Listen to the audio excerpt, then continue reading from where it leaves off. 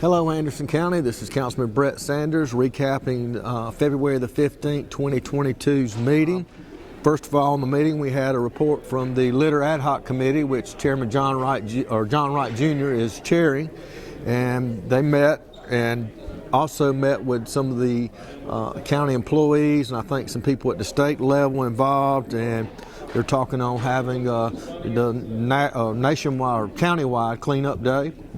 They were talking on some enforcement, education, and some other programs as well. And I think the next one they're going to have will be kind of later in the afternoon so that we get some public input as well. We had a report from the Public and Planning Works Committee, Chairman Cindy Wilson's committee, and it was mostly permitting approval on amenities in subdivisions and things of that nature that are approved with those amenities, and then if the project gets sold, someone doesn't actually follow through with what they're supposed to provide. So that was something that we're in the process of working on. We'll take up in other meetings.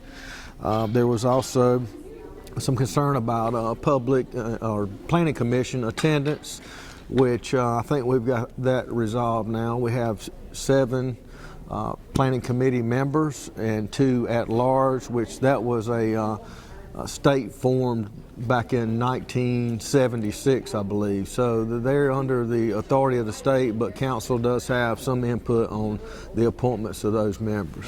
Third reading, we have one project, Project Spruce, that was for Greenville County, which I've said in the past we have a reciprocal relationship with Greenville, and that will allow Anderson County to participate in 1% of the tax revenue generated on that project.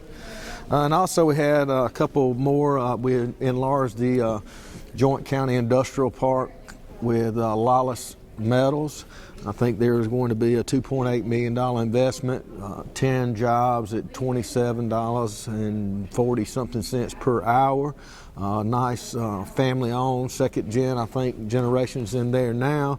I'm glad that they're expanding and still continuing to call Anderson County home. By enlarging the park, it'll allow them to also take advantage of any state incentives that's out there, so it's good for them as well. We also had second reading on an ordinance to send before the Planning Commission townhomes or multi-homes 14 or less has to go 14 or more go before the Planning Commission, but there's still going to be some meetings or another meeting announced prior to our third reading with getting public input and some things, answering a few more questions that council members and citizens have about that, and that will be coming up and it will be publicized so that people will know and can attend. We finally had an ordinance to amend Article 2 and 3 on our emergency service or emergency medical services, and what that was is it's a franchise agreement for non-medical emergencies like just transportation and things of that nature. As the county's growing, I know other counties have had some issues with that, and it basically requires them to have a franchise agreement with the county to make sure that not only are they providing a quality service, but also that they have the proper insurance and things of that nature.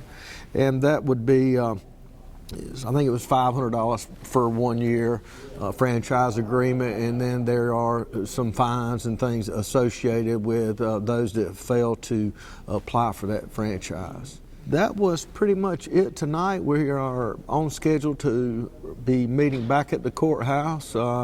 As I said in the meeting tonight, I'd like to thank everyone here at the Civic Center for all their hard work in setting everything up, and great county employees. So looking forward to being back at the courthouse, and hope everyone will have an opportunity to come out and join us.